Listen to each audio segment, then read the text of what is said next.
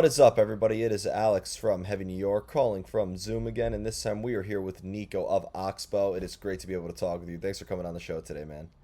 Hey, great to talk to you too. Thanks for having me. Yeah, anytime, man. It's so great to have you here. Love's Holiday is an absolute excellent album. My favorite thing is when a journalist cannot pinpoint your album and label it as this or describe it as this, that's when I think that's when the artist really accomplished something because I really every time I listen to, when you go out with Dead Ahead and then, you listen to Icy White Crystalline and then you listen to Lovely Merc and move on, every song really seems to play by its own rules. Was there sort of like a vision behind what Hmm. you wanted this album to sound like? Or was this like a very like roll of the dice, sort of throwing paint at the wall and seeing what sticks songwriting process? Um, I want to pretend that we're always completely, thought out and the evil mastermind plan. Um, so definitely, there is in this record an attempt to make every song different, to have, as you say, it be every song have its own logic, internal, and be different than the other songs. Contrast, contrast, different, different. But at the same time, we took in a bunch of old songs and wrote a bunch of new songs and recorded so many that we only used half of what we'd begun to make Love's Holiday. In fact, we're finishing the other songs now for another Oxbow record. Maybe it'll come out next year. Who knows? Touch wood. So there is an element of that's, the songs that we thought fit together and the other songs fit together. So a little bit of both, I'd say. So you mentioned that there was some old songs brought in here. So is there maybe going to be some like references or sort of like Easter eggs from what we would hear off of Thin Black Duke or the Narcotics Story or something like that, like thrown into this album as well? Oh, interesting question. Not directly. Maybe if I thought hard enough, there would be. So two of the songs were started around the turn of the century. All Gone, about 2001, and Million Dollar Weekend around the same time, and just sort of saving them back for another project, and decided now is the time to use them. Take all songs. A song that I didn't want to use for Oxbow, you know what? That's an Oxbow song. So just gathering everything with the thought to make the best album possible. And it's going to turn out to be two albums. And, that was a really cool thing. So wrote a bunch of new songs after my wife and I had our first kid in 2017. Just totally inspiring because I've always wanted to have kids, and damn, like let's write songs for these little beings that are just these awesome things that we made. So lots and lots of songs, just abundance. Yeah, I mean, yeah, and being that the last album did come out in 2017, I'd imagine this wasn't just a continuation in a way. This almost kind of signifies, I mean, when you have your first child, it's a new beginning in life for you and it's a brand new experience. So does that almost maybe bring a new experience to how you approach Oxbow as well? Exactly, exactly. We've been talking a lot about how love has always been an element for Oxbow, but true in the past that love as young men expressed itself as love, in our cases, for women, and conjugal love, and interest in that kind of coupling.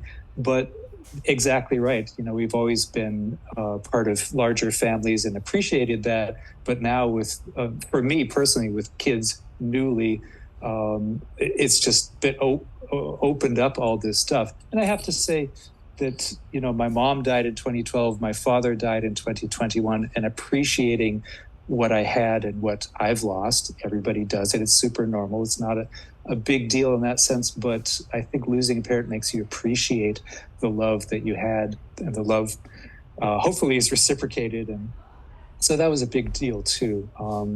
Appreciating that other kind of love. So it's all there. Mm. Well, it's funny too because this has a real hard hitting meaning in a way. Like I love that concept, like love's holiday in a way. Is it a holiday of where we're celebrating love? Is this a celebration of love, or is love taking a holiday where in like there's so much division and hatred in the world that maybe love is taking a holiday and we're not experiencing enough of that. So I always thought that maybe that this album sort of had in a way like a double meaning. I know you're not the lyricist, so to speak, but like that was kind of my interpretation in a way of what that meaning could be.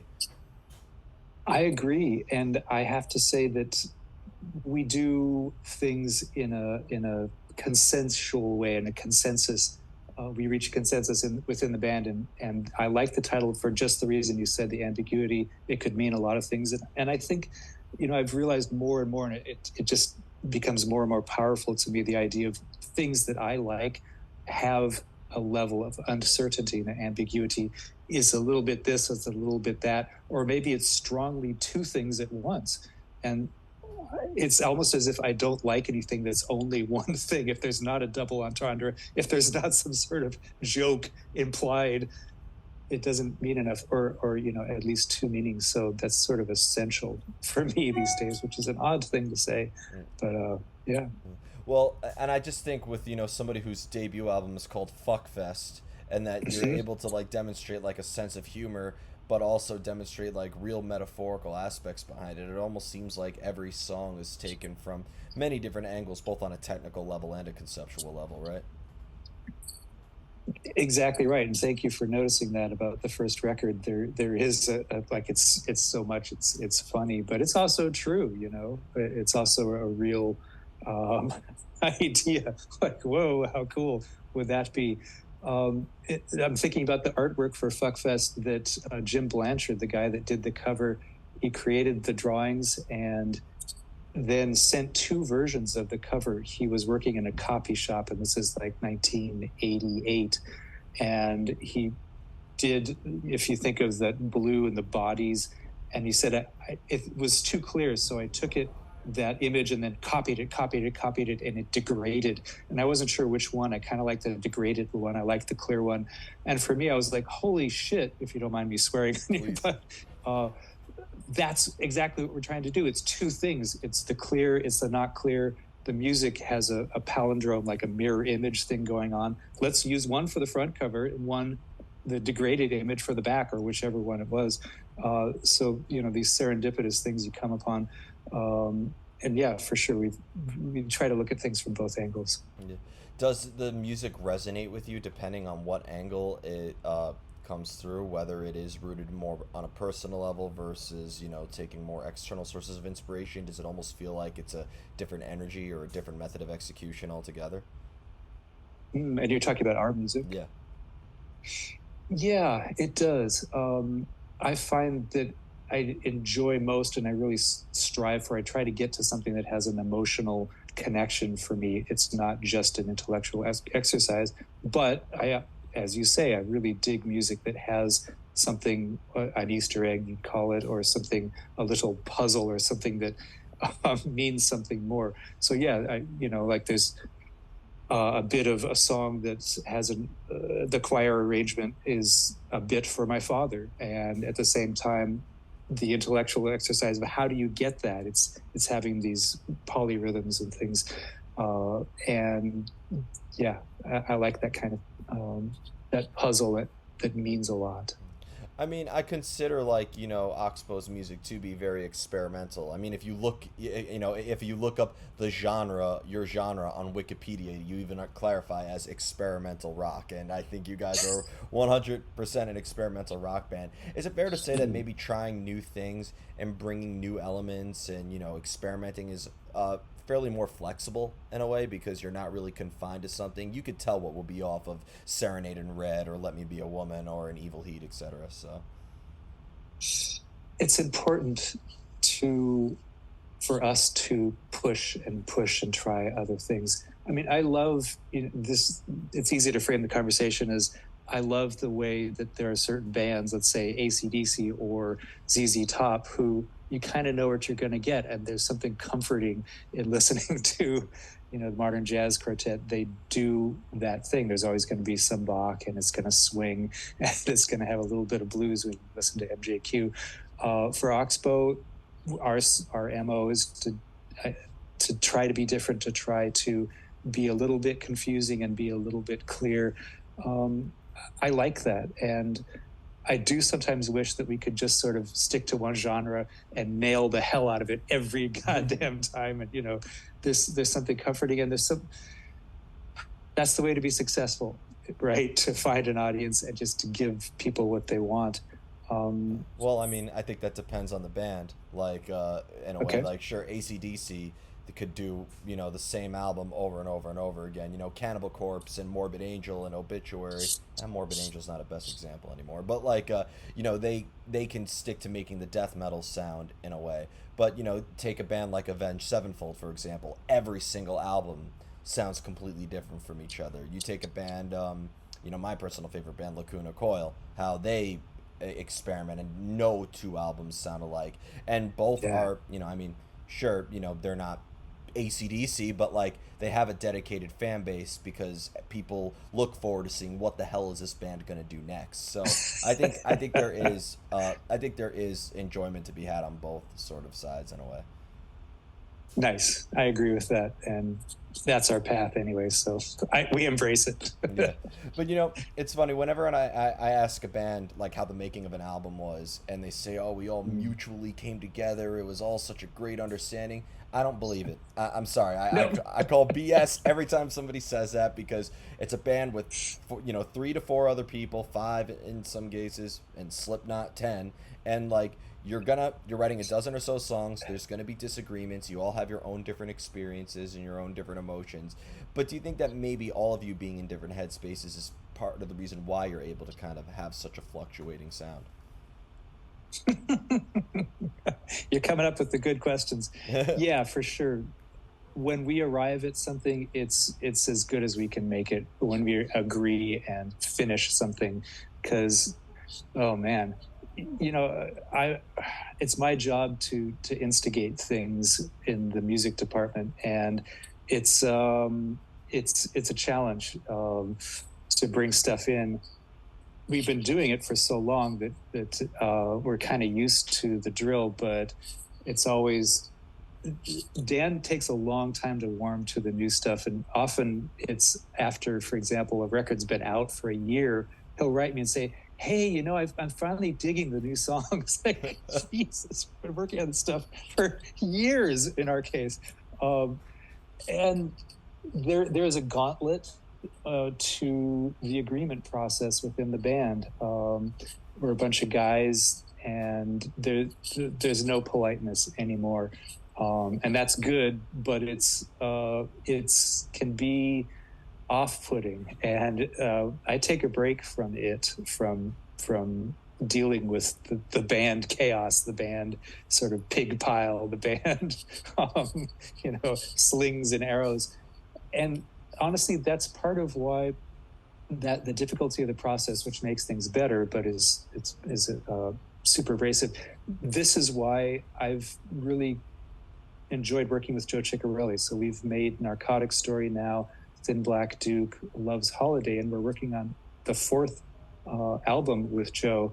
He co-produces with me and engineers, and has a ton of Grammys, and is really musically intelligent in a way that I never dreamed we'd have as an ally making Oxbow records. But he's also really nice. He doesn't have to be nice, and he's very clear, but it's sort of less painful to show new things to Joe. So he ends up being the guy that, and he'll listen to it. So there's something, the worst, it's maybe, I don't know which is worse, when somebody says that's crap, that you've bared your soul to, or when you have no response at all for a week. Like, I'd rather, hey guys, yeah. I'd rather take the harshest, most brutal critique than to get no response at all. And Exactly. yeah, It's heartbreaking, and it's crushing. yeah. So Joe will immediately listen to stuff, immediately respond. That's his work. He's extremely good at it, but it's really makes for a great experience, and is definitely making our records better. When it comes to getting inspired for you to come up with your own parts and your own instrumentation, do you think it's better to come up with ideas when you're in the company of your other bandmates, or isolation being such a great fuel for creativity, you prefer to be more alone and your own atmosphere? And especially being that this is your first album you made as a father, that maybe you prefer to maybe be in the company of your child too, if that maybe was a source of inspiration as well. Well, it's impossible I would never want to get away from the kids, but I can't even if I want to. So they're always there. And so they have an effect of all sorts. I started making demos for the songs on this record, and there's like kids shouting and screaming and laughing and banging on things in the background of every demo. Has this noise floor of about 35 decibels, which has an effect, which is good. I love that. It's grindcore, and it's totally yeah. And so that's a really cool thing. As far as there's something inspiring about in the moment. I remember the way that I think about music is that I'll say this part is here, this part is here, and there's some sort of bit that goes on here, I don't know what, and I'll bring the parts that I know into rehearsal, and sometimes the I don't know part just becomes clear. It reveals itself in the playing with the band, and that's fine.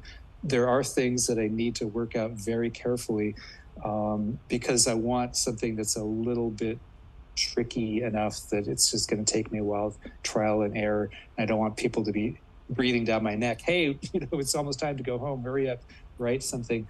So both work. We do have some improvisations that we turn into songs, and that's really cool when the bass, the drums, and the guitar meet, and that's why we record our rehearsals. And we come up with an idea. And I'm the guy that listens back to the rehearsal recordings and says, oh, this part, and then this other improvisation is going to be the bridge. That's what happened on Icy White and Crystalline. So both really work. And like I said, especially for this record, we're taking everything. We're taking all comers, taking all ideas, and with a view towards making the best records we can. Whose idea was to make a song with just quotation marks as the title? That was me. I missed on our early records. There's a lot of interstitial music. There's what it doesn't matter, and it's cool if people think about the music differently. But for me, there's a song, and there's something that's not related to those songs, like the little choir piece on Fuckfest before the Valley, let's say, and then there's the song. And I like those little pieces. They cleanse your palate, like when you're eating a meal. It's something different. And we didn't do that so much. And so I wanted to have a piece, and that, again, talking about the gauntlet of submitting new music, did a bunch of different interstitial ideas. A lot of them are shot down in really ugly ways. And I'm at home with my tail between my legs, like, oh, fuck, that didn't work. Okay, let's try something else. And the little interstitial piece worked. It didn't have lyrics, so there wasn't an obvious title. And I like the idea that it didn't have a title. Yeah. Well, has there ever been a time through Oxbow's music, because your music is very thought provoking in a way? Like, I feel like you're both like, I feel like you can almost be like the thinking man's indie band in a way. Maybe that's how I would describe it. Like I feel like you kind of have a similar effect as when I'm listening to a band like Tool, for example. I think it's very like thought provoking and really kind of makes me interested. So has Oxbow ever approached something from like a conceptual standpoint in a way? Like, has maybe Eugene or Dan or anybody maybe come up with like, oh, I read this story, or I read this concept, or I saw this film, maybe we can make a musical version of this? Has lyrics ever guided your hand with regards to the music? Yeah, for example, Narcotic Story, the record we put out in 2007, first record we worked with Joe Ciccarelli on. At that time, I was taking Eugene's lyrics as a group. He would present like, oh, here's 5, or are there 7 songs on that record? And then putting music that I'd started previously to each of those lyrics, and then finishing the music to the lyrics, and then after recording the lyrics, then editing them. And so it's this thing. But what Eugene presented for Narcotic Story was indeed a story, and with a beginning, a middle, and an end. And for me, I love that stuff. I really dig opera, and I love story music that tells a story. It's just something that people did in the Romantic era and after. And it can get a little cliched after all this time, but that's something that's interesting to me. How do you tell a story in music? Well, for Narcotic Story, it begins with this, the way that the story unfolds is that there's two ideas and they're conflicting. To have music that represents that. And over time, the music moves from minor to major. Now, in the story, for Narcotic Story, if you know, the character is unhappy because he's fettered, he's constricted, and in the end, he goes completely insane, but becomes happy in his loss of his, his job, of his life, his friends. So it's this sort of thing, and the music does that in a way as well. And that was really fun to have all the elements of that show a progression that was very as clear as we could make it. So yeah, we're into that kind of stuff. We don't always do that, and having done it, we're interested in something else.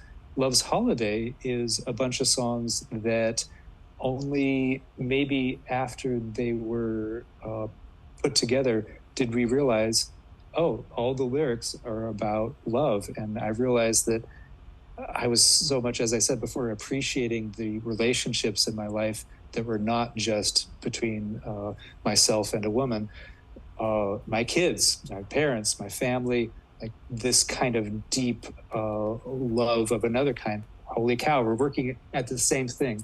And I would say that Eugene and I, as the major instigators for these songs, we have a sort of spooky kind of dualism that goes on a lot. We kind of end up, oh, I guess we're doing the same thing. It's funny that way. Yeah. Well, I got to tell you, like, it's so great. I love this answer, too, because, everybody thinks that a love song, it's always has to be romantic. But, like, you can, like, love goes far beyond, a romantic, love story. Love can mean a lot of things. And it feels good to see, like, that's brought in there as well. Like, how come there aren't as many songs? Normally, when somebody's writing the songs about the love for like a family member, it's usually because that person died, and yes. and like you wait until you're dead. No, yeah, don't like wait. like and I know that loss did play a role in your songwriting, but Yep. like to mention the relationship that you have, it's like wow, like I always somebody said, Alex, what kind of song I write a love song about me and write it while I'm still alive, please. Somebody did that for you? No, not yet, and I'm waiting. But yeah, to everybody watching this, write a love song for a family member or a friend, not a spouse or a girlfriend or boyfriend or whatever, and write this while they're still alive. That will make something unique. I don't think that has been done before yet. So we're talking about trying new things. There's one for you.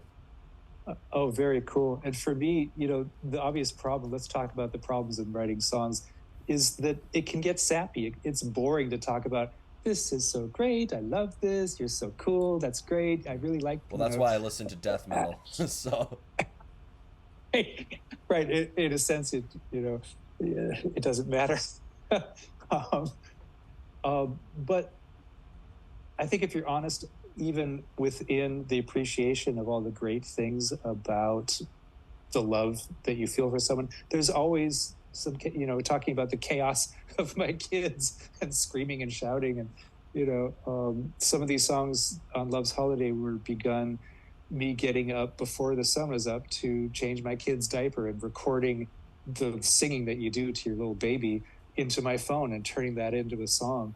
Like that's, in a sense, it was painful to get up and the kid is crying and often, they're hungry and, I have to go to work in an hour and I'm not going to go back to sleep, damn it. And yet here's this thing expressing my love for this little being.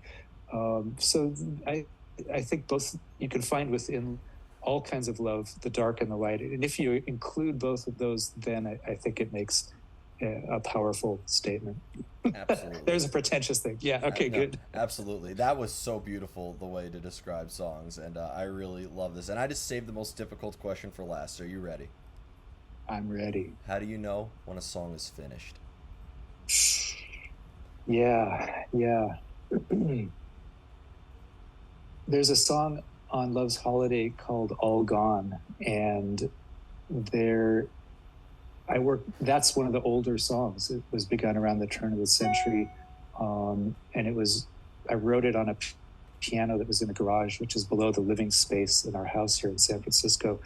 And suffice to say that upstairs, it's a very old house. It's about 140 years old, old for San Francisco. Feels great in the living space. Down in the garage, when I first moved in 23, 4 years ago, it felt kind of weird. And so 22 years ago, writing on the piano down there, suddenly this music all gone, the piano part, there it was. And it's this sad, to me, it evokes the weird, sad, creepy feeling in that garage. Okay, so it sat around. We didn't finish that song. Then writing, I thought, oh, that would be a great song to have choir on. So we got a 15 voice choir. I got to write something for them to sing. I got to arrange it. That's my job. And toward the end of that process, I thought, oh, I'll put a quote of a song that has my little 2-year-old daughter's name in it. Every little breeze seems to whisper, Louise. It's this old song. Louise was my grandmother's name, and it was actually my wife's grandmother's name as well. Louise is an important name in our families.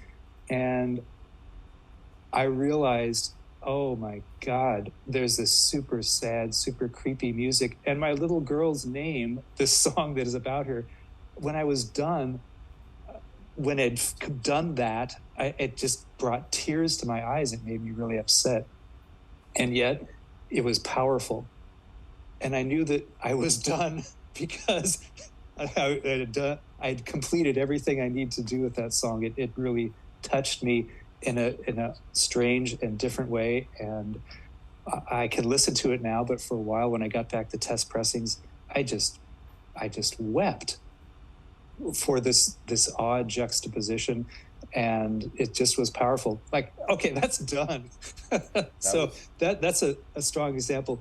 Other than that, it's hard to say. That was an amazing story, though. Like, that was a great story for this for that question, and I really appreciate it that for telling me that. Like, I listened to that song before, but I'm not going to listen to it now the same way before. Now that I have this context and this meaning behind it, so thank you. You're welcome.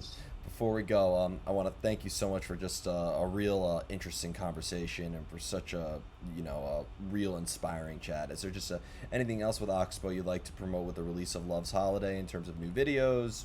Anything else we can be expecting in terms of live performances, if you're allowed to say at this time, of course? Oh, sure. We've announced that we're going to be in Europe September 1 through September 16. So Oxbow traveling around the UK in continental Europe for more than 2 weeks. We're excited about that. And we'll be playing on the East Coast, I believe in October. We have dates there. We're releasing Love's Holiday on July 21, coming up on Ipecac Records. And for that, we're releasing a video for Lovely Merc. And we have a video for every song, even in the interstitial piece that has no title. We have a video for, and the video for Lovely Merc will be released around the time that the album is released, July 21. So we're all very excited about all that stuff. Awesome.